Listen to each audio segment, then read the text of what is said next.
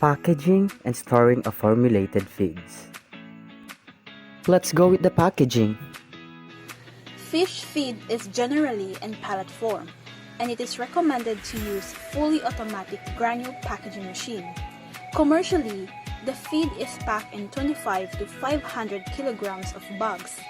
The type of material used in packaging depends on the type of feed.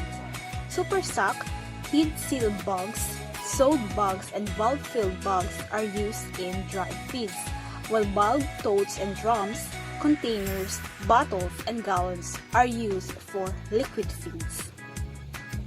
The function of the packaging is to protect the finished feed from light, moisture, and other environmental contaminants.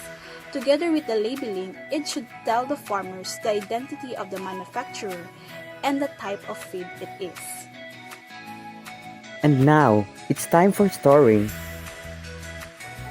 Many problems can occur during feed storage.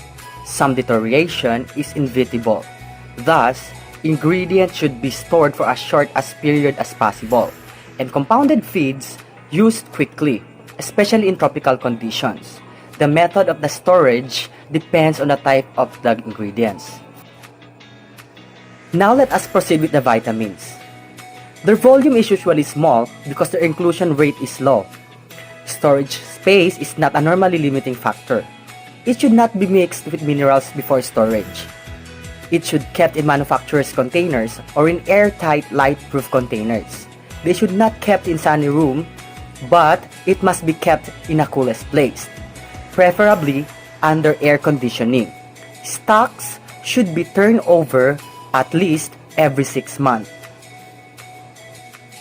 Now, let us move on with moist and wet ingredients and compounds. These materials, such as trash fish, must either be used fresh or they must be kept in frozen.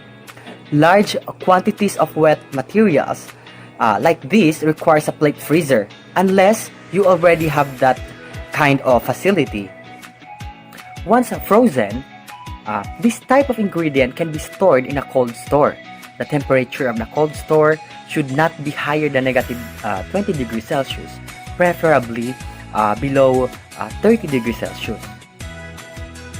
Rules must be established to minimize the time that the cold store door remains open and the number of times it is opened, or the product temperature will rise too high.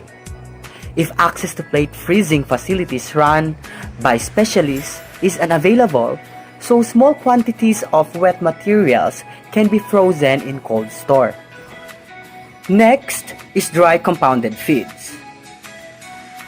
This should be treated in the same way as the dry ingredients, but should not be stored for such a long time.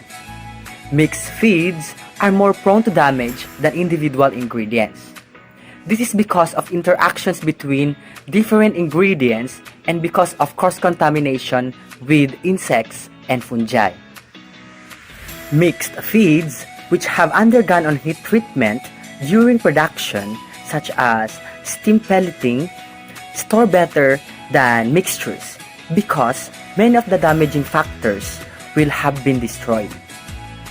So now let us proceed with lipids. It must be kept in sealed, preferably plastic container in a cool dark place to ensure that they have had antioxidants added to them. So last but not the least are the molasses. No special care is necessary in tropical countries, but in temperate zones. Molasses may require heating in winter before the product can be used in mixed feed. And of course, the importance of storing feed stock. The proper feed storage is important for the health and safety of your pets and farm animals like fish. Lack thereof attract pets and provoke diseases to spread. The chemical compounds within feed can change when exposed to the elements. That leads to the growth of mold, fungi, and bacteria, that which will make the fish ill or sick. The nutritional value of fish needs to retain its integrity for the fish to perform better with. What can happen to feed if it is not properly stored? Feed become exposed to rats, fire, insect, fungi, bacteria, oxidation, water damage, and heat damage. Factors that affecting packaging feedstuff: protection, design and structure, appearance, environmental and legal issues, user-friendliness, brand representation, informative labeling, and customer needs.